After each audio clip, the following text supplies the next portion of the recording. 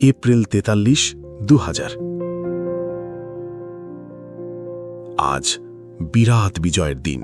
স্পেনে একজন রাজা আছে, শেষ পর্যন্ত তাকে পাওয়া গেছে। সেই রাজা আমি নিজে।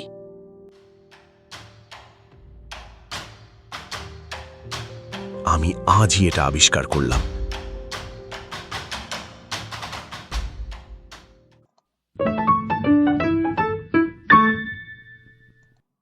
বন্ধুরা, আজ অডিও স্টোরিতে তোমাদের জন্য রয়েছে নিকোলাই গোগোলের কালজয়ী ছোট গল্প ডায়েরি অফ আ ম্যাডম্যান। গল্পটি কিন্তু দারুণ এবং আমার খুবই প্রিয় একটি গল্প। আর হ্যাঁ, আমার নিজের কণ্ঠও কিন্তু রয়েছে। আমি অভিনয় করেছি একটি কুকুরের ভূমিকায়। আশা করি গল্পটি চিন্তাশীল শ্রোতাদের ভালো লাগবে। আর আমার অভিনয়? হ্যাঁ, আমার অভিনয়ও ভালোই লাগবে।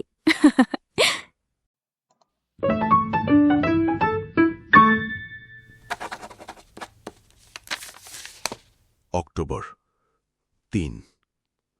আজ একটা বড় অদ্ভুত ব্যাপার ঘটেছিল। আমি একটু দেরি করে উঠেছিলাম ঘুম থেকে। কে? মাভরা? কটা বাজে এখন? আমি তার কাছ থেকে কটা বাজে জানতে চাইলাম। সে যখন জানালো, আরে, অনেকক্ষণ আগেই তো 10টা বেজে গেছে। আজ কি অফিস নেই? 10টা বেজে গেছে? ওহো, দেরি হয়ে গেল। আমি পোশাক পরার জন্য লাফিয়ে উঠলাম।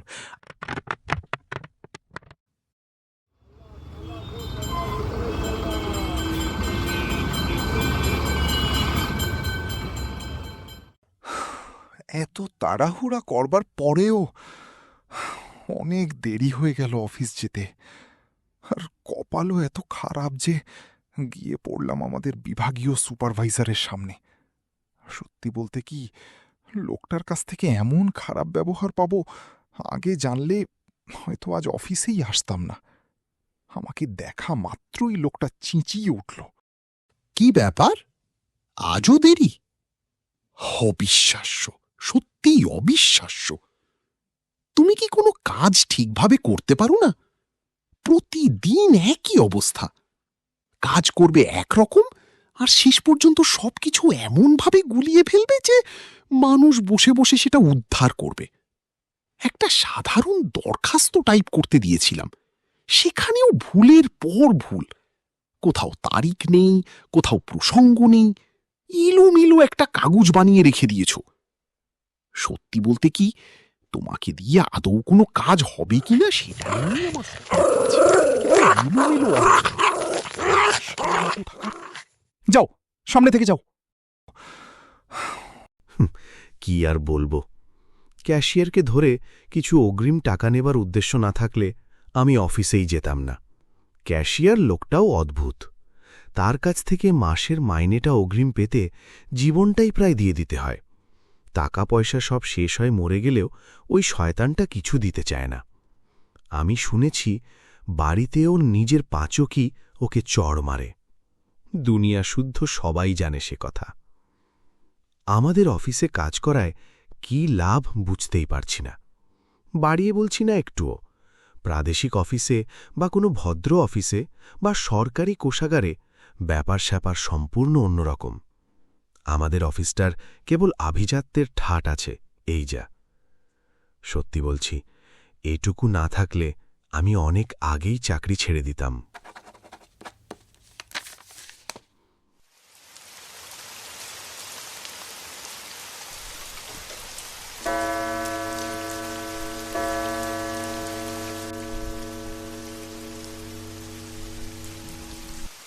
বাইরে বৃষ্টি হচ্ছিল। আমি আমার পুরনো ওভারকোট পরে ছাতা নিয়ে বেরিয়ে পড়লাম। বাইরে কোনো ভদ্রশ্রেণীর লোক নেই, কেবল কিছু বয়স্কা কৃষক রমণী, কিছু রুশ ব্যবসায়ী আর একজন সংবাদবাহক। ভদ্রলোকের মধ্যে কেবল একজন কর্মচারী। আমি তাকে রাস্তার মোড়ে দেখতে পেলাম। তাকে দেখেই আমি নিজেকে বললাম, বন্ধু, তুমি অফিস যাচ্ছ না, একটি মেয়ের পেছনে ঘুরছ। বাজারের ভিতর মেয়েটির সাদা পা দুটো দেখে বেড়াচ্ছ। সরকারি কর্মচারীরা যে কী ধরনের জীব। এমন সময় একটি গাড়ি এসে থামল। দেখলাম গাড়িটা আমাদের ডিরেক্টরের। আমি দেওয়ালে ঠেসান দিয়ে দাঁড়ালাম। একজন গাড়ির দরজা খুলে ধরল, আর ভেতর থেকে ছোট্ট একটি পাখির মতো ডিরেক্টরের মেয়ে বেরিয়ে এলো। সে এমনভাবে চোখ মেলে ডানে বায়ে দেখল যে আমার মনে হলো আমি যেন শেষ হয়ে গেলাম। সে আমায় চিনতে পারল না। আমার কোটটা অত্যন্ত পুরনো ফ্যাশনের ছিল বলে আমিও নিজেকে আড়াল করে রাখলাম।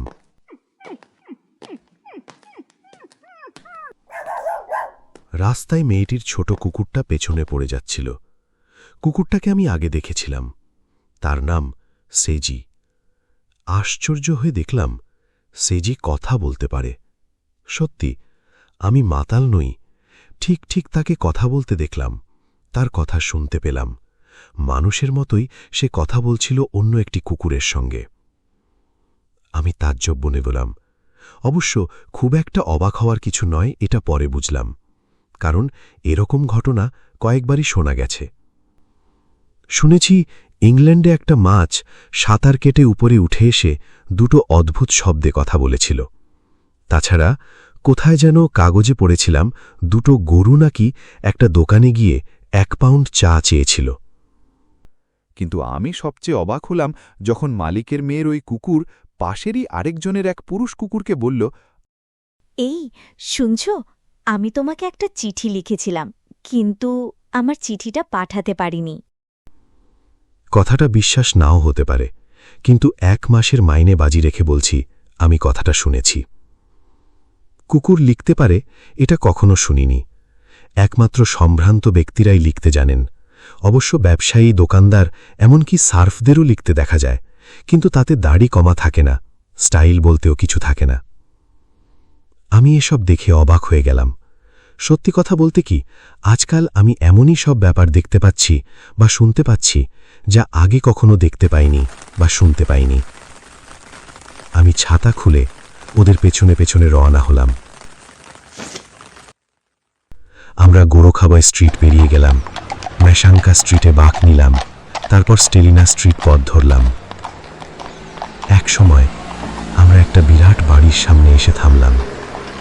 মেয়েটি 6 তলায় উঠে গেল। আমি ঠিক করলাম এখন আর বাড়িটাতে ঢুকব না। আমি বাড়িটার ঠিকানা লিখে নিলাম। ঠিক করলাম সময় পেলেই আসব।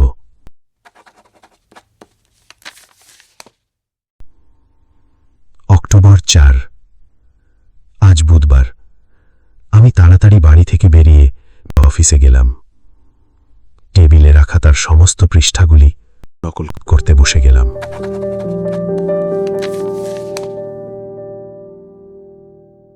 আমাদের ডিরেক্টর অত্যন্ত শিক্ষিত ব্যক্তি। তার স্থান যে কোনো সরকারি ব্যক্তির অনেক উপরে। তিনি যেসব বই পড়েন তার সবই ফরাসি বা জার্মান ভাষায় লেখা। তিনি যে কতটা গুরুত্বপূর্ণ ব্যক্তি সেটা তার মুখের দিকে তাকালেই বোঝা যায়।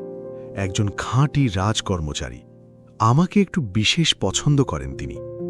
শুধু তার মেয়ে যদি, যাকে এ নিয়ে কিছু না বলাই ভালো। 12টা বেজে গেছে, কিন্তু আমাদের ডিরেক্টর তখনও শোবার ঘর থেকে বেরোননি।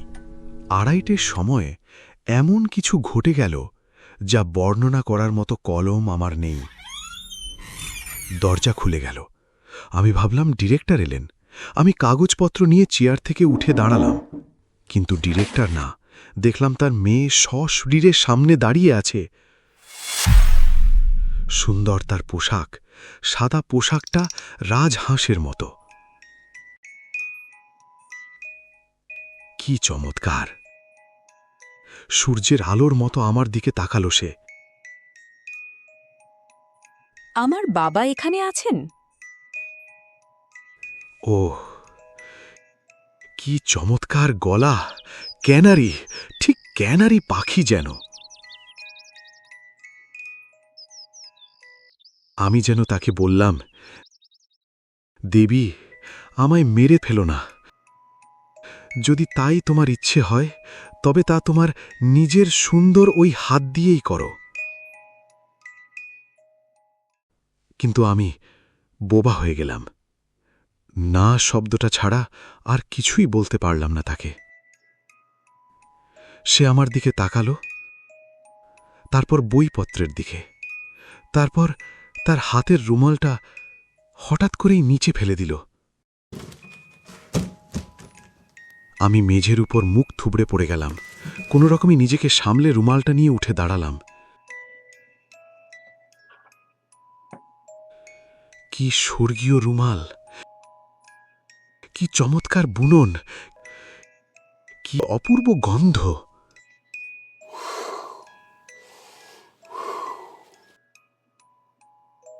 রুমালের গন্ধ থেকেই বোঝা যায় সেটা কত বড় জেনারেলের মেয়ের রুমাল।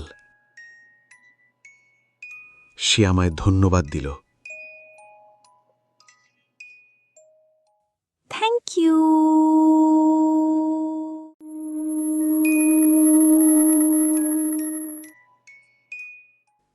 স্মিত হাসিতে তার মিষ্টি ঠোঁটজোড়া প্রায় খুলে গেল।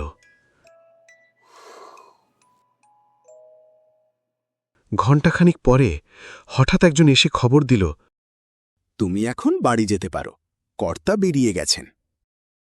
আমি টুপিটা নিয়ে কোটটা চাপিয়ে আবার বেরিয়ে পড়লাম।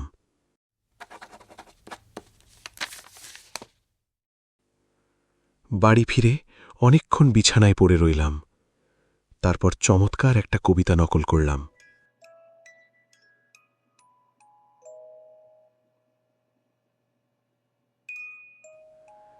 এক ঘন্টা তোমায় দেখতে না পেলে যেন পুরো বছরটাই চলে যায়।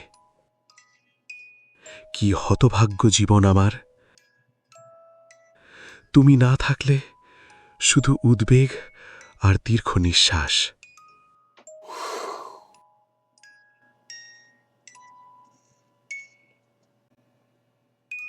এটা নিশ্চয়ই পুশকিনের কোনো লেখার অংশ। সন্ধেবেলায় আবার ওভারকোট জড়িয়ে তার বাড়ির সামনে গিয়ে অপেক্ষা করতে লাগলাম। আশা ছিল সে এসে যখন গাড়িতে উঠবে তখন আমি তাকে আবার একটু দেখতে পাব। কিন্তু না, সে বেরোল না।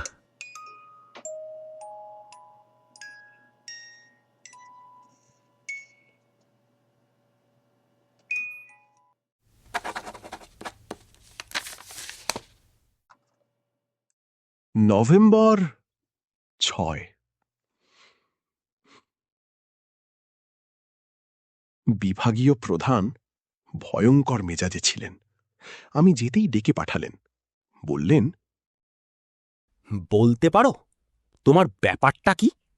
ভালো করে ভেবে দেখো, তোমার 40 পেরিয়ে গেছে। তোমার এখন আরেকটু বুদ্ধিশুদ্ধি হওয়া দরকার। তুমি নিজেকে কি মনে করেছ? স্টুপিড কথাকার। আমি তোমার মতলবের কথা শুনিনি। আমি কিন্তু সব জানি। বড় সাহেবের পিয়ন সব বলেছে আমাকে। তুমি নাকি কাজকর্ম ফেলে বড় কর্তার মেয়ের দিকে হাঁ করে তাকিয়ে থাকো। গর্ধব কোথাকার। কোন আক্কেলে তুমি ডিরেক্টরের মেয়ের পেছনে ছুটছ? নিজের দিকে ভালো করে তাকাও। তুমি কি? কিছুই না, কেউই না। নিজের জন্যই তোমার একটি কোপেক নেই। আয়নাতে ভালো করে তাকাও, বুঝতে চেষ্টা করো। বিকুবের হাড্ডি। তোমার মতো লোক একজন জেনারেলের মেয়েকে ভাবতে পারছে কি করে? বদমাইশ।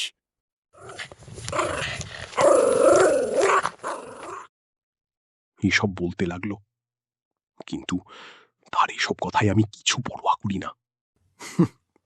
সে ভাবছে সে বিভাগীয় প্রধান হয়েছে বলে সব কিছু বলতে পারে। আসলে ব্যাপারটা হলো, সে আমাদের ঈর্ষা করে। ব্যাটা গোল্লাই চাক। সে কি ভেবেছে আমি কি একটা দর্জি না সাধারণ লোক? আমি একজন সম্ভ্রান্ত ব্যক্তি। ইচ্ছে করলেই আমি উন্নতি করতে পারতাম। আমার মাত্র 42 বছর বয়স। আজকাল এই বয়স থেকেই জীবন শুরু হয়। দাঁড়াও, আমি তোমার চেয়ে উন্নতি করব। রুচ থেকে আধুনিক স্টাইলের একটা কোট করাতে হবে। তখন তুমি তুমি আমার জুতো পরিষ্কার করারও যোগ্য বলে বিবেচিত হবে না।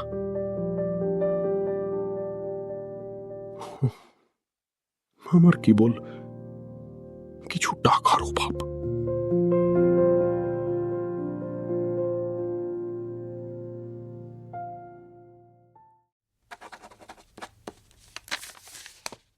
নভেম্বর 9, সকাল 8টায় অফিসে রওনা হলাম। অফিসে বিভাগীয় প্রধান এমন ভাব করলেন যেন তিনি আমায় দেখতে পাননি। আমিও ভান করলাম যেন আমরা পরস্পরের অপরিচিত। একসময় আমি কিছু কাগজপত্র দেখলাম, গোছালাম, তারপর 4টের সময় বেরিয়ে পড়লাম। আসার সময় ডিরেক্টরের বাড়ির পাশ দিয়ে এলাম, মনে হলো না বাড়িতে কেউ আছে। খাওয়া দাওয়া করে শুয়ে পড়লাম, বিছানায় কাটিয়ে দিলাম সারাটা সন্ধ্যা।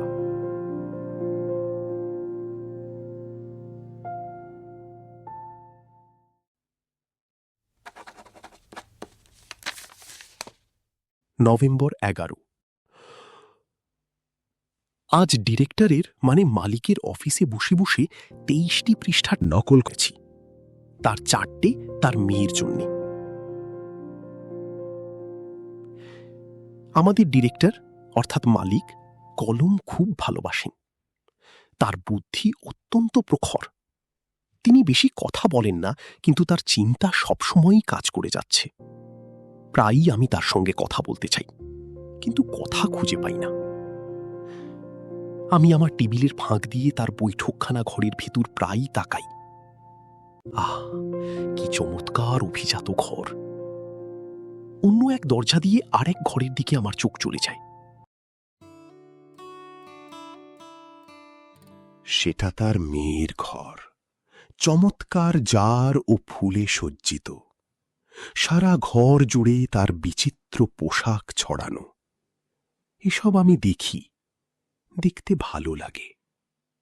একবারটি তার শোবার ঘরের দিকেও চোখ ফেলি, দেখি কি বিস্ময় সেখানে আছে, যেন স্বর্গ, স্বর্গের চেয়েও বেশি। তার ঘরের পাদানির দিকে তাকাই, যার উপর সুন্দর নরম পা ফেলে সে বিছানা থেকে নেমে আসে। সুন্দর পায়ে বরফের মতো সাদা মোজা পরতে থাকে। আহ, কি সুন্দর!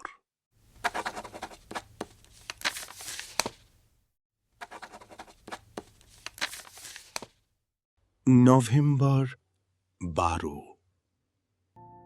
আজ ঠিক করলাম ওদের কুকুর সেজি অপর কুকুর ফিডেলকে যে চিঠিগুলো লিখেছিল সেগুলো পেতে হবে। একবার আমি সেজি অর্থাৎ কুকুরটিকে দেখতে পেয়ে বলেছিলাম, সেজি, তোমার মালিকের মেয়ে ওই তরুণী সম্পর্কে সবকিছু আমায় বলো, আমি কাউকে বলবো না। কিন্তু চতুর কুকুরটি কিচ্ছু বলল না, যেন কিছু শুনতেই পায়নি এমনভাবে দরজার দিকে চলে গেল। কুকুরেরা মানুষের চেয়ে চালাক, এ আমি ঠিক জানি। কুকুরটা ইচ্ছে করলেই আমাকে সব জানাতে পারত। যাগে, কাল ওই চিঠিগুলো আনতেই হবে। বিকেল 2টোর সময় আমি ভার্কোভের সেই 6তলা বাড়িতে গিয়ে বেল বাজালাম। একটি মেয়ে এসে দরজা খুলে দাঁড়াল। কি জিজ্ঞেস করল, কি চাই? আমি বললাম, তোমাদের কুকুর ফিডেলের সঙ্গে কথা বলতে চাই। মেয়েটি একেবারে থ হয়ে গেল। কুকুরটা ঘেউ ঘেউ করতে করতে আমার দিকে ছুটে এলো। আমি তাকে রুখতে গেলে সে আমার নাক কামড়ে দিল। আহ, পাজি কুকুর!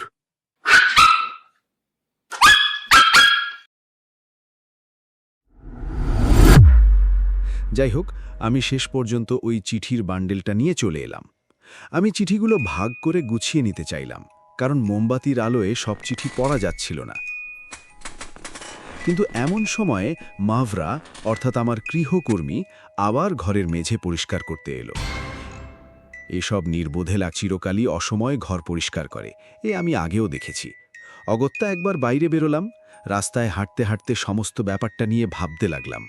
কুকুরের চিঠিগুলো থেকে আমি ডিরেক্টরের সব কিছু জানতে পারব, এমনকি তার গোপন জীবনও, তার মেয়ের বিষয়েও কিছু জানা যাবে। সন্ধে নাগাদ আমি বাড়ি ফিরে বিছানায় শুয়ে কাটিয়ে দিলাম।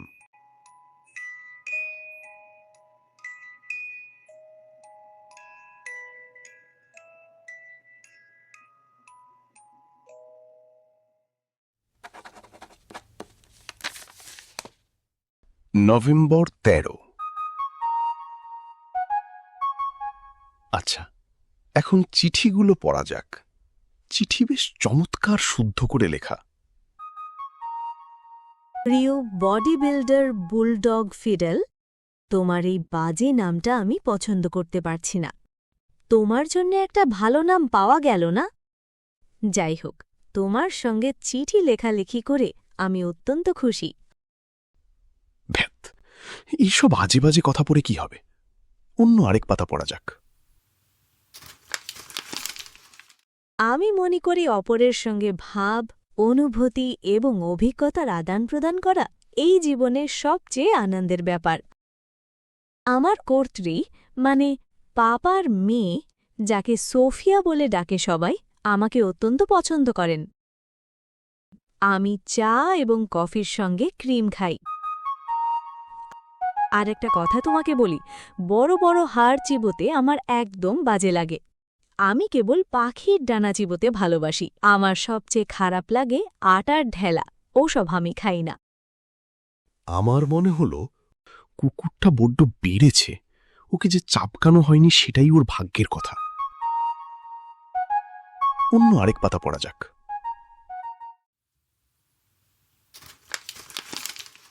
আমাদের বাড়ির কর্তার কথা শোনো।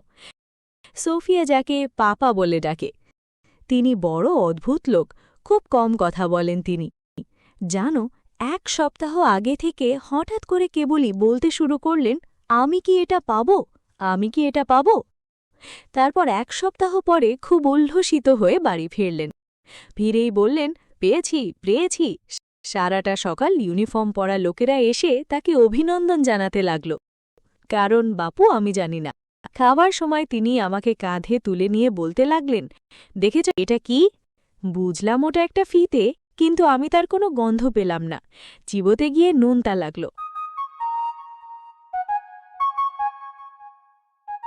আরেক পাতা পড়া যাক। আচ্ছা, এবার দেখা যাক সোফিয়া সম্পর্কে কি লেখা হয়েছে। আমার কর্ত্রী সোফিয়া নাচের আসরে যেতে খুব ভালোবাসে। আমি সত্যি বুঝতে পারি না ওভাবে হেলের দুলে ঘূর্ণি খাওয়ার মধ্যে এত কি আনন্দ আছে।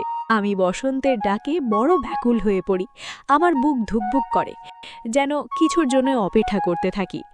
দরজার কান পেতে থাকি আমি। বাস্তবিক আমার অনেক প্রার্থী আছে, তার মধ্যে একটি মোটা খচ্চর 1 নম্বরের নির্বুধ। সে নিজেকে একটা বিরাট কিছু ভাবে। আমি তাকে একেবারেই অবহেলা করি, এমন ভাব করে থাকি যেন আমি তার দিকে একবারও তাকাইনি। আর ওই বিরাট ভয়ঙ্কর ডেনিশ জন্তুটা, ওটা সব সময় আমার জানলার সামনে দাঁড়িয়ে থাকে। কে বলে কুকুর, দেখতে ওটা বাঘের মতো লম্বা, অথচ ওর গলাটা শয়তানের মতো। আমি দেখলেই তার দিকে ঘেউ ঘেউ করি, কিন্তু সে মোটেই পরোয়া করে না। এসব গোল্লায় যাক, যত সব আজে বাজে কথা। আমি মানুষ, কুকুর নই। আমি আত্মার কথা চাই, মানুষের আত্মার কথা, যা আমাকে সত্যিকারের আনন্দ দেবে। আচ্ছা, আরেকটা পাতা ধরা যাক, দেখি নতুন কিছু পাওয়া যায় কিনা। শোনো, সোফিয়া সেদিন একটা ছোট টেবিলে বসে সেলাই করছিল। এমন সময় একটা লোক এলো তার সাথে দেখা করতে। শুনেই সোফিয়া আনন্দে লাফিয়ে উঠে আমাকে জড়িয়ে ধরে বলল, আহ সেজি, তুই যদি একবার তাকে দেখতিস, উফ, ও একজন বড় অফিসার। আর ওর চুলগুলি একেবারে লাল, আর তার চোখ, কি চমৎকার কালো চোখ, আগুনের মতো উজ্জ্বল। তখন আমাকে রেখে সোফিয়া তার ঘরে ছুটে গেল। 1 মিনিট পর একজন যুবককে নিয়ে ঘরে এসে ঢুকল। তারপর ওরা কিসব আজে বাজে কথাবার্তা বলতে শুরু করল। মাথা মুন্ডু কিছুই বুঝতে পারলাম না। আজে বাজে কথা। আরও কিছু পড়া যাক। এবার একজন সরকারি কর্মচারীর কথা শোনো। পাপার ঘরে তাকে একটা টেবিল দেওয়া হয়েছে। সে যে কি বিচ্ছিরি দেখতে তা যদি তুমি ভাবতে পারতে। ঠিক যেমন একটা বস্তার উপরে একটা কচ্ছপ। তার নামটা বিদঘুটে, সব সময় বসে বসে পালকের কলম দিয়ে কি কি লিখে। আর তার চুল যদি তুমি দেখো, হাসতে হাসতে আমি আর সোফিয়া গড়াগড়ি খাই। ওর চুল শুকনো ঘাসের মতো। সোফিয়া তাকে দেখতে পেলে আর হাসি থামাতেই পারে না। আমাদের পাপা চাকর বাকরের বদলে আজকাল তাকে দিয়ে খবরাখবর পাঠান। আমার মনে হয় নোংরা কুকুরটা এবার আমারই সম্পর্কে বলছে। কিন্তু আমার চুল শুকনো ঘাসের মতো, এ কথা কে বলল? শয়তান কুকুরটা মিথ্যে কথা লিখেছে। এর কথাবার্তা তো অত্যন্ত খারাপ। আমি জানি কুকুরটা আমাকে ঈর্ষা করে। এর জন্য দায়ী কে? নিশ্চয়ই বিভাগীয় প্রধান, সুপারভাইজার দায়ী। লোকটা আমাকে অত্যন্ত ঘৃণা করে এবং সুযোগ পেলে আমার ক্ষতি করার চেষ্টা করে। তবুও দেখা যাক। আরও একটা চিঠি আছে। প্রিয় ফিডেল, আমাদের বাড়িতে বড় রকমের পরিবর্তন ঘটতে চলেছে। সেই রাজকর্মচারী যুবক ভদ্রলোক প্রায়ই আসছে আমাদের বাড়িতে। তার প্রেমে পাগল হয়ে উঠেছে সোফিয়া। শুনেছি শিগগিরই বিয়ে হতে চলেছে তাদের। বাবাও খুশি। তিনি সব সময় চাইতেন ওই যুবকের মতো রাজকর্মচারী বা কর্নেলের সঙ্গে মেয়ের বিয়ে দিতে। নিপাত যাক। আমি আর পড়তে পারছি না। সব সময় কেবল অভিজাত ব্যক্তি বা উচ্চস্তরের রাজকর্মচারী। পৃথিবীর সমস্ত ভালো জিনিস তাদের হাতে চলে যায়। আমাদের মতো লোকেরা কিছু একটা সুখের ব্যাপার লাভ করার জন্য যখনই হাত বাড়ায়, ওই সব অভিজাত বা উচ্চস্তরের রাজকর্মচারীরা তা ছিনিয়ে নিয়ে যায়। কুল্লায় যাক, আমি এবার একজন জেনারেল হব। ওই মেয়েটিকে জয় করার জন্য নয়, ওই সব অভিজাত লোকেদের আমার চারিদিকে হামাগুড়ি দিতে দেখবার জন্যে। তখন আমি তাদের সব নরকে পাঠাবো। নিপাত যাক। আমার এখন রীতিমতো কান্না পাচ্ছে। ওই মূর্খ পুচকে কুকুরের চিঠিটা আমি কুটি কুটি করে ছিঁড়ে ফেললাম।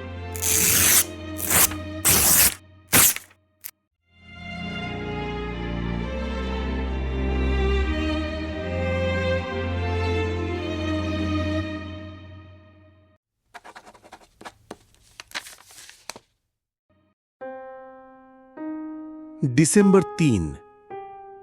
অসম্ভব। এসব আজে বাজে কথা। ওই বিয়ে হতে পারে না।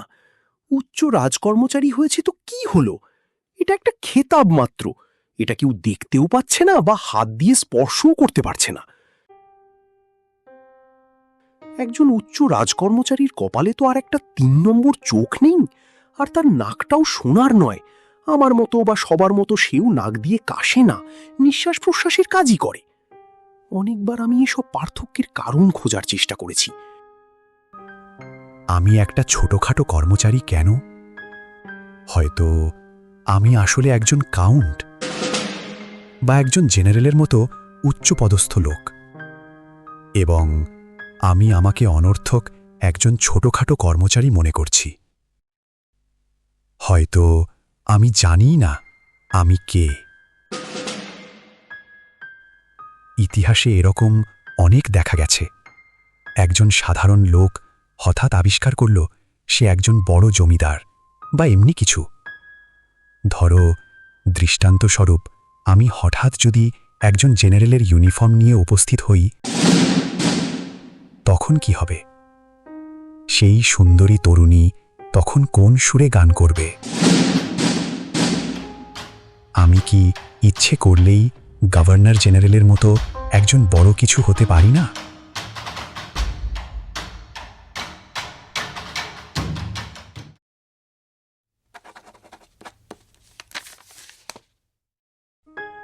ডিসেম্বর ৫।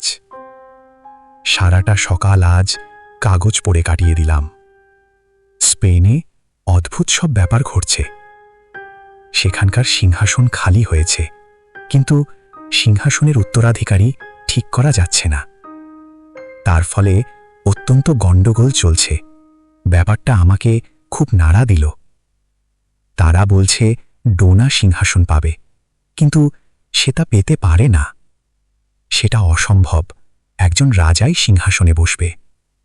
কিন্তু তারা বলছে সেখানে কোনো রাজা নেই।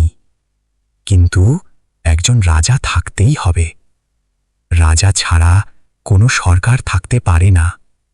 তাহলে রাজা নিশ্চয়ই আছে। হয়তো তিনি কোনো অদৃশ্য স্থানে লুকিয়ে আছেন।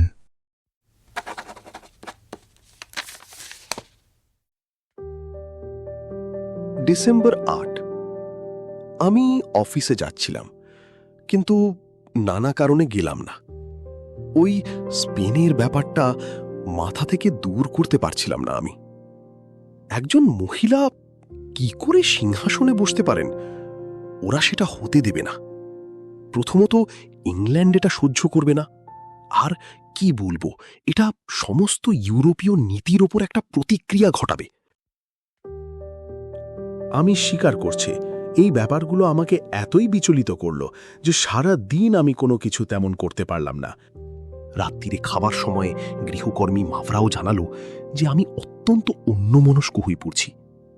আসলে সত্যি বিভ্রান্ত অবস্থায় আমি 2টো পেয়ালা মেঝের উপর ফেলে দিয়েছিলাম এবং সেগুলো তৎক্ষণাৎ ভেঙে গেছে। খাবার পর আমি রাস্তায় ঘুরে বেড়ালাম, কিন্তু নতুন কিছু খুঁজে পেলাম না। তারপর আমি বিছানায় অনেকক্ষণ শুয়ে রইলাম এবং স্পেনের প্রশ্নটা নিয়ে ভাবতে লাগলাম।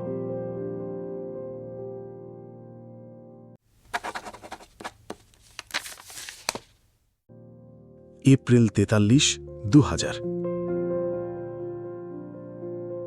আজ বিরাট বিজয়ের দিন। স্পেনে একজন রাজা আছে, শেষ পর্যন্ত তাকে পাওয়া গেছে। সেই রাজা আমি নিজে।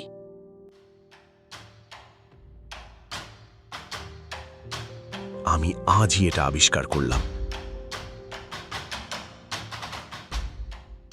সত্যি কথা বলতে কি, বিদ্যুৎ চমকের মতো ব্যাপারটা আমি জানতে পারলাম।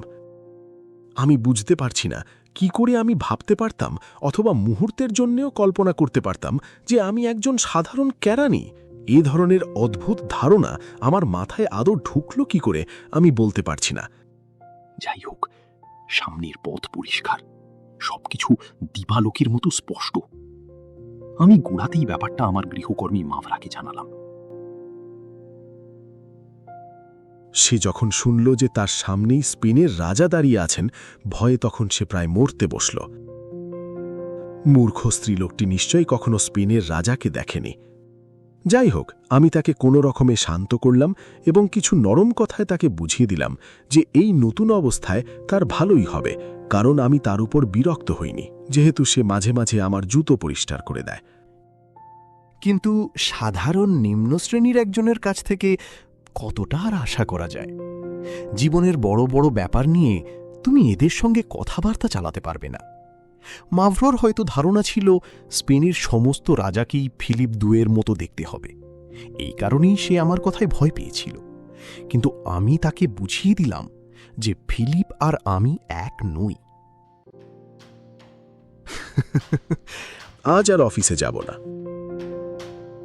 বন্ধুরা, তোমরা এখন আমায় তাগাদা দিও না। অফিস গোল্লাই যাক।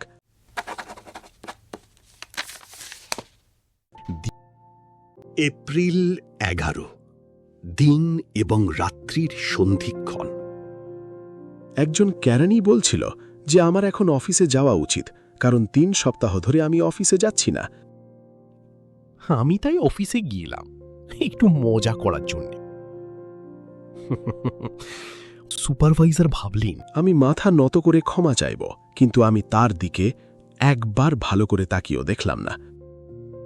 আমি এমনভাবে টেবিলে গিয়ে বসলাম যেন সেখানে আর কেউ নেই। এই সব কেরানিদের দিকে তাকিয়ে আমি ভাবলাম, তোমরা যদি শুধু একবার জানতে তোমাদের সঙ্গে একই অফিসে কে বসে আছে। ঈশ্বর, তোমরা কি গণ্ডগোলি করে উঠতে। এমনকি সুপারভাইজার নিজেই বারবার মাথা নত করতেন, যেমন ডিরেক্টর এলে করেন। ওরা আমার সামনে নকল করার জন্য কিছু কাগজ দিয়ে গেল। আমি একটি আঙুলও তুললাম না। কয়েক মিনিট পরেই চারিদিকে সবাই পাগলের মতো হুড়োহুড়ি শুরু করল। তারা বলল, আমাদের অফিসের মালিক বা ডিরেক্টর আসছেন। অনেক ক্যারানি আবার সবার আগে নমস্কার করার জন্যই নিজেদের মধ্যে ঠেলাঠেলি শুরু করল। কিন্তু আমি ঠাঁই বসে রইলাম।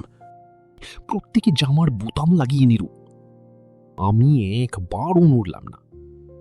তাতে কি, সে তো একটা বিভাগীয় প্রধান মাত্র।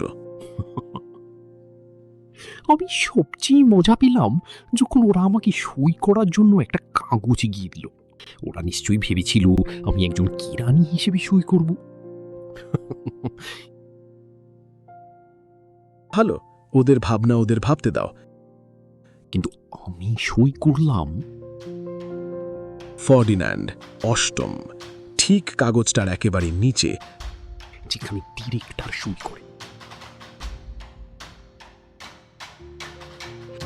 ভয়ে প্রত্যেকের মুখ যখন কালো হয়ে গেল, তখন আমি বেশ মজা পেলাম। কিন্তু আমি হাত নেড়ে বললাম, এতটাও আনুগত্যের দরকার নেই। তারপর আমি হেঁটে বেরিয়ে এলাম। আমি সোজা ডিরেক্টরের বাড়ি চলে গেলাম। তিনি বাড়িতে ছিলেন না। দারোয়ান প্রথমে আমায় ঢুকতে দিচ্ছিল না, কিন্তু আমি তাকে কিছু বলায় তার 2 হাত অসাড় হয়ে ঝুলে পড়ল। আমি সোজা ডিরেক্টরের মেয়ের নিজস্ব ঘরে ঢুকে গেলাম। সে আয়নার সামনে বসেছিল, আমাকে দেখে লাফিয়ে উঠে পেছন দিকে হাঁটতে লাগল। যাকে আমি তাকে বললাম না যে আমি স্পিনের রাজা, শুধু বললাম এমন সুখ তার জীবনে আসছে যে সে কখনো কল্পনাও করতে পারেনি। বললাম আমাদের বিরুদ্ধে সমস্ত চক্রান্ত ব্যর্থ করে আমরা মিলিত হব। এইটুকু বলে আমি ভাবলাম যে যথেষ্ট বলা হয়েছে, আমি চলে এলাম। কিন্তু মহিলারা যে কতটা নিপুণ হতে পারে আর তারা সত্যিকারে কি, সেটা তখনই আমার কাছে স্পষ্ট হল। মহিলারা যে কার প্রতি আসক্ত সেটা কেউ বলতে পারে না। আমি প্রথমেই রহস্যের সমাধান করলাম। নিচু গলায় বলছি, তারা শয়তানের প্রতি আসক্ত। আমি মজা করছি না। দেহতত্ত্ববিদরা যাই বলুন না কেন, বাস্তব সত্যি এটাই যে মহিলারা শয়তান ছাড়া আর কাউকে ভালোবাসে না। থিয়েটারের প্রথম সারিতে বসে যে মহিলাটি হাত নাড়ছে, তাকে দেখতে পাচ্ছ তো? সে কি আসলে ওই অভিনেতার দিকে তাকিয়ে আছে? তা নয়, আসলে সে তাকিয়ে আছে সেই শয়তানটির দিকে যে তার পেছনেই দাঁড়িয়ে আছে। শয়তান আড়ালে থেকে এখন তার দিকে আঙুল নাড়ছে। এ বিষয়ে কোনো সন্দেহ নেই যে মহিলাটি তাকেই বিয়ে করবে।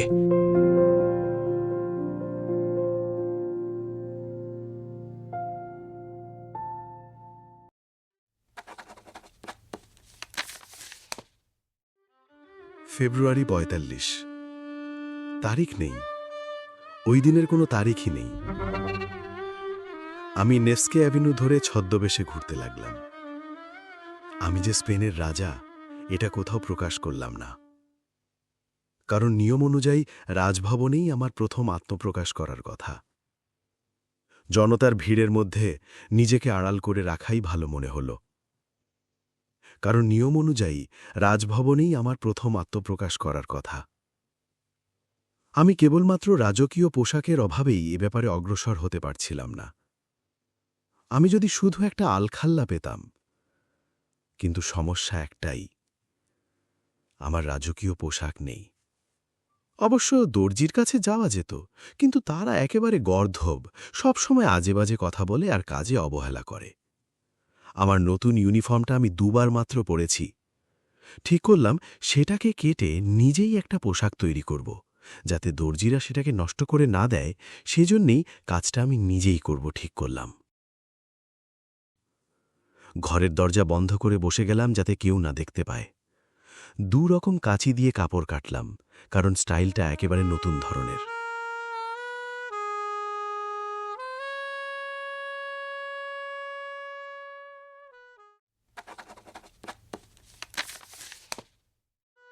আমি তারিখটা মনে করতে পারছি না, তার কোনো মাসও ছিল না। কি জানি ছিল কিনা তা নিয়ে আমার মাথা ব্যথা নেই। এখন পোশাক তৈরি। আমি যখন সেটা পরলাম, আমার গৃহকর্মী মাভরা আমাকে দেখে চিৎকার করে উঠল। কিন্তু আমি রাজভবনে যাব কিনা সে বিষয়ে এখনো মনস্থির করতে পারিনি। স্পেন থেকে প্রতিনিধি দল না আসা পর্যন্ত নিজে থেকে আমার যাওয়াটা রীতিবিরুদ্ধ হবে, তাতে আমার মর্যাদা নষ্ট হবে। যাই হোক, এখন আমি প্রতিটি মুহূর্ত ওই প্রতিনিধি দলের জন্য অপেক্ষা করছি।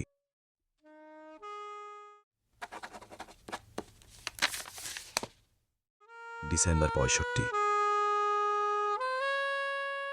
প্রতিনিধি দল আসছে না কেন? আমি সত্যিই অবাক হয়ে যাচ্ছি। কে তাদের আটকে রাখছে? নিশ্চয়ই ফ্রান্স।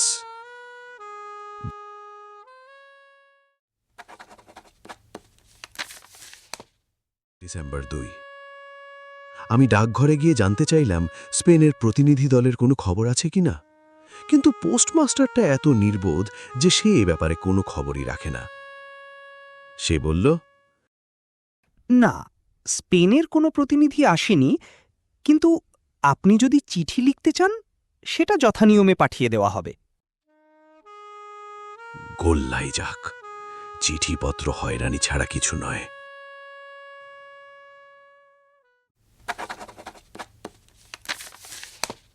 Madrid, November ২০। আজ সকালে স্পেনের প্রতিনিধি দল পৌঁছে যায়। আমি তাদের সঙ্গে একটা গাড়িতে উঠি। আমরা এত তাড়াতাড়ি এসে পড়ি যে ব্যাপারটা আমার বড় অদ্ভুত ঠেকে। বাস্তবিক আধ ঘন্টার মধ্যে আমরা স্পেনের সীমান্তে চলে আসি, তারপরে রেলওয়ে এবং জাহাজে। স্পেন একটা অদ্ভুত দেশ। প্রথমে আমি যে ঘরটায় ঢুকলাম সেখানে কতকগুলি ন্যাড়া মাথা লোককে দেখতে পেলাম। সম্ভবত এরা সরকারি কর্মচারী বা সৈনিক।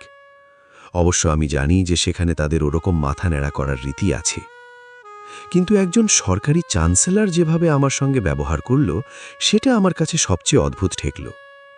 সে আমার হাত টেনে একটা ছোট ঘরে ঢুকল এবং বলল, ওইখানে বসো, আর যদি তুমি নিজেকে একবারও রাজা ফার্দিনান্দ বলো তাহলে তোমার মুখ ভেঙে দেব, শয়তান কোথাকার। কিন্তু আমি জানতাম ওটা আমাকে পরীক্ষা করার জন্যই বলা হচ্ছে, তাই ওর দিকে তাকিয়ে কেবল অবজ্ঞায় হাসলাম। তার জন্যে চ্যান্সেলর আমার পিছে দুবার এমন আঘাত করল যে আমি যন্ত্রণায় প্রায় চিৎকার করে উঠলাম। কিন্তু পরক্ষণেই আমি নিজেকে সংযত রাখলাম, কারণ আমি জানতাম যে কোনো খুব উচ্চ পদে অধিষ্ঠিত করার আগে এসব নিয়ম পালন করার রীতি স্পেনে রয়েছে। যাক, এবার আমি সরকারি কাজের ব্যাপারে মনোযোগ দিলাম।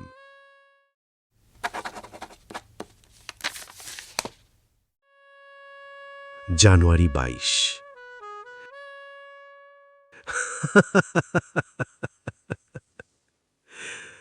আমি আবিষ্কার করলাম যে চায়না আর স্পেন আসলে এক, মানে একটাই দেশ, এবং এই দুটোকে দুখানি দেশ মনে করাটা মানুষের অজ্ঞতা ছাড়া আর কিছু নয়। যদি আমার কথা বিশ্বাস না হয় তাহলে স্পেন শব্দটা দিয়ে লেখা শুরু করো, দেখবে চায়নাতে এসে শেষ হয়েছে। কিন্তু এসব এখন থাক, কারণ এমন একটা ঘটনা আগামীকাল ৭টার সময় ঘটতে চলেছে যে ব্যাপারটা ভেবে আমি এখন অত্যন্ত বিব্রত। এটা সত্যিই অদ্ভুত ব্যাপার। পৃথিবী চাঁদের গায়ে নেমে পড়তে যাচ্ছে। বিখ্যাত ইংরেজ বিজ্ঞানী ওয়েলিংটন এ ব্যাপারে বিস্তৃতভাবে লিখেছেন। যে জন্য আমি আরও বেশি চিন্তিত হয়ে পড়লাম, কারণ চাঁদ একটা অত্যন্ত লঘু এবং অসার বস্তু দিয়ে তৈরি। আমি অবাক হয়ে যাচ্ছি এই দেখে ইংরেজরা এ ব্যাপারে কিছু এখন করছে না। সবাই জানে যে চাঁদ হামবুর্গ শহরে তৈরি হয়। একটা খোড়া পিপেওয়ালা লোক চাঁদ তৈরি করে। কি দিয়ে চাঁদটা তৈরি করতে হবে তার সম্পর্কে ওই নির্বোধদের কোনো ধারণাই নেই। চাঁদ তৈরি করার সময় সে ঝরঝরে সুতো এবং তিসির তেল ব্যবহার করে। এই জন্যেই পৃথিবীতে এত দুর্গন্ধ, এবং দুর্গন্ধে আমাদের নাক উড়ে গেছে। তাই আমরা কেউ আর নিজের নাক দেখতে পাই না, কারণ সেগুলো সব চাঁদে চলে গেছে। সুতরাং পৃথিবী চাঁদের উপর গিয়ে পড়লে আমাদের সমস্ত নাক মাটিতে পিষে যাবে। এই জন্যে আমি বিব্রত হয়ে জুতো মোজা পরে কাউন্সিলের ঘরে ছুটে গেলাম। যাবার উদ্দেশ্য হচ্ছে পুলিশ যাতে পৃথিবীকে চাঁদে নামতে না দেয় সেই ব্যাপারে হুকুম দেওয়া। কাউন্সিলের যেসব ন্যাড়ামাথা কর্মচারীরা বসেছিল তারা বেশ বুদ্ধিমান। আমি তাদের বললাম, ভদ্র মহোদয়গণ, চাঁদকে বাঁচান, কারণ পৃথিবী চাঁদের উপর নেমে পড়ার মতলব করছে। আমার রাজকীয় ইচ্ছে পালন করার জন্যে প্রত্যেকে যেন দুলতে লাগলো।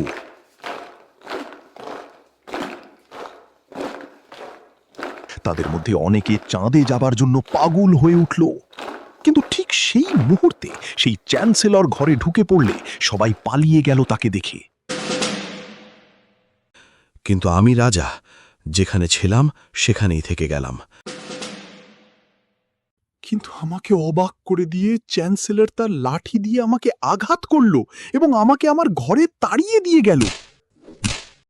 এর থেকেই এটা স্পষ্ট হয় স্পেনের ঐতিহ্য কি ভয়ঙ্কর।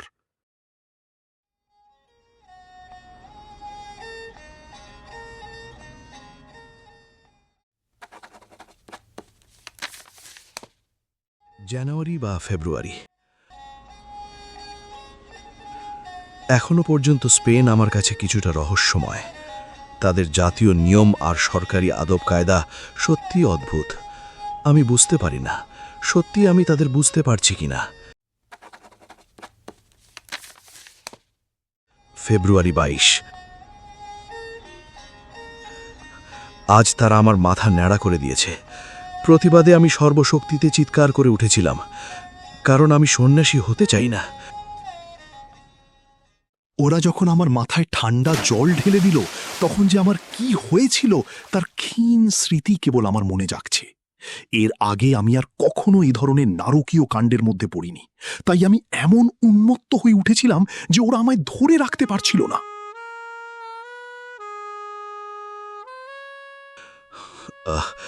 এই ধরনের অদ্ভুত নিয়মের অর্থ কি? রাজাদের মূর্খতা দেখে আমি আরো অবাক হয়ে যাই।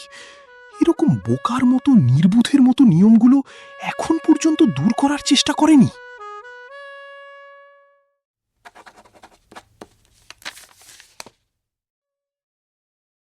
তারিখ নেই। যাক, এসব লাঞ্ছনার পর এলো আমার তদন্তকারী। হাজার ভেবেও আমি বুঝতে পারছি না একজন রাজা কি করে এ ধরনের তদন্তের আওতায় পড়তে পারেন। এর পেছনে অবশ্যই ফ্রান্সের হাত আছে। কি রকম শুয়োরের মতো কাজ! তদন্ত করতে এসে লোকটি সর্বক্ষণ আমার উপর অত্যাচার করল। কিন্তু আমি ভালো করেই জানি, বন্ধু, তুমি ইংরেজদের দ্বারা পরিচালিত। ইংরেজরা সূক্ষ্ম রাজনীতিজ্ঞ, তারা সবকিছুতে নাক গলায়।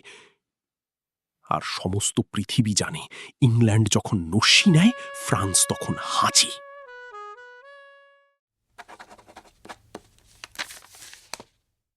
4:30 মতো। আজ প্রধান তদন্তকারী আমার ঘরে ঢুকল। তার পায়ের শব্দ পেয়ে আমি টেবিলের তলায় লুকিয়ে পড়লাম। আমাকে দেখতে না পেয়ে সে আমাকে ডাকতে লাগল। প্রথমে চিৎকার করে ডাকল, হেই, বেরিয়ে আয় বলছি। বাপরে শ্রীন। আমি সাড়া দিলাম না। তারপর আমার ছদ্মনাম ধরে ডাকল,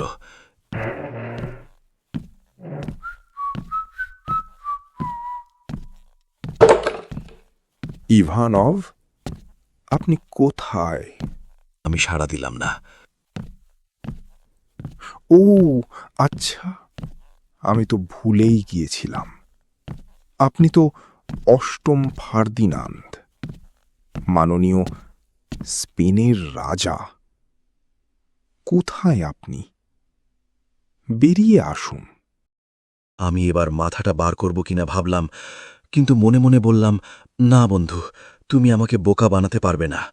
আমি ভালোভাবেই জানি তুমি আমার মাথায় ঠান্ডা জল ঢেলে দিতে চাও। একটু পরে সে আমাকে দেখতে পেল এবং লাঠি মেরে টেবিলের তলা থেকে বের করে আনল। বেরিয়ে আয় বলছি।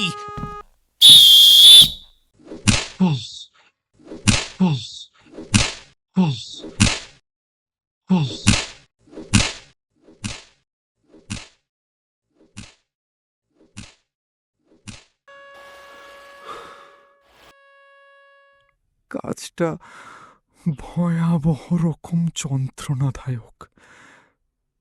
কিন্তু সব যন্ত্রণাই সহ্য করে যাচ্ছিলাম, কারণ আমি ভালোভাবেই জানতাম যে লোকটা মেশিনের মতো অসহায়ভাবে ইংরেজের আদেশ পালন করে যাচ্ছে।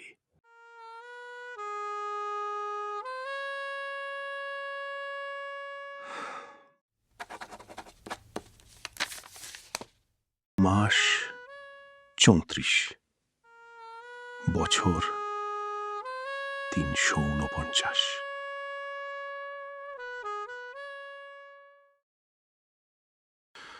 আমার আর সহ্য করার শক্তি নেই। ঈশ্বর, ওরা আমার কি না করছে! আমার মাথায় ঠান্ডা জল ঢেলে দিচ্ছে। ওরা আমার কথা শুনছে না, আমার কাছে আসছে না, এমনকি আমার দিকে তাকিয়েও দেখছে না।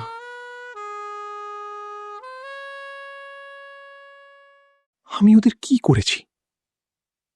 ওরা কেন আমার ওপর এইভাবে অত্যাচার করছে? আমার মতো একজন দুস্থ হতভাগ্যের কাছ থেকে ওরা কি চায়?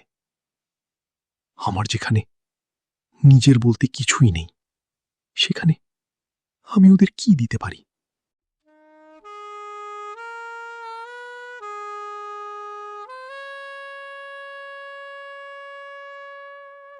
এই অত্যাচার আর সহ্য করতে পারছি না। আমার মাথায় আগুন জ্বলছে, সবকিছু ঘুরছে, কেবল ঘুরছে। রক্ষা করো আমায়, আমায় নিয়ে যাও। আমায় এমন একটা গাড়ি দাও যার সঙ্গে থাকবে ঘূর্ণিবায়ুর মতো দ্রুত গতিসম্পন্ন ঘোড়া। চালক, লাফিয়ে উঠো এবং বেল বাজিয়ে দাও। ঘোড়ারা ছুটে যাও, আমাকে এই পৃথিবী থেকে নিয়ে চলো, দূরে, আরো দূরে, যেখানে কিছুই দেখা যায় না।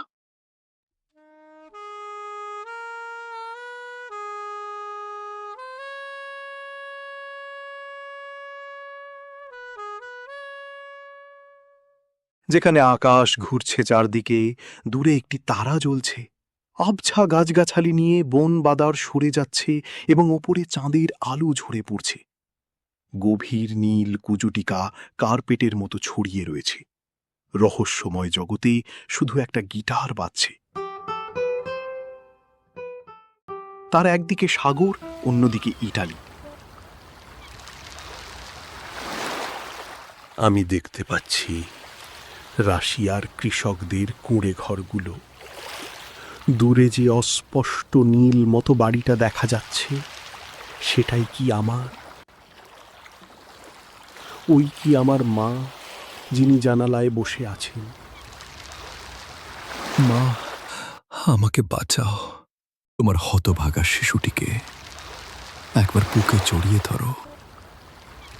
দেখো ওরা আমার উপর কি অত্যাচার চালাচ্ছে। মা গো, এক ফোঁটা চোখের জল ফেলো। আমার জন্য পৃথিবীর কোথাও এতটুকু জায়গা নেই। মা, মা গো, একটুখানি করুণা করো।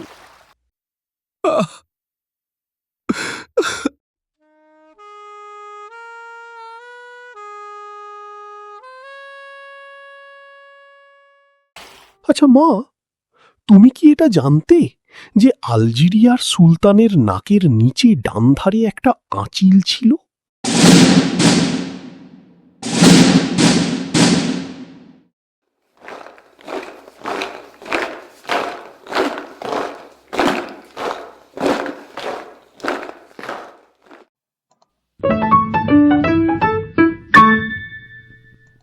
বন্ধুরা, কেমন লাগলো আমার অভিনয়? আর বলো তো দেখি, গল্পের একেবারে শেষের লাইনটি দিয়ে কি বুঝিয়েছেন লেখক? তোমাদের মতামত কমেন্টে জানিয়ে দিও।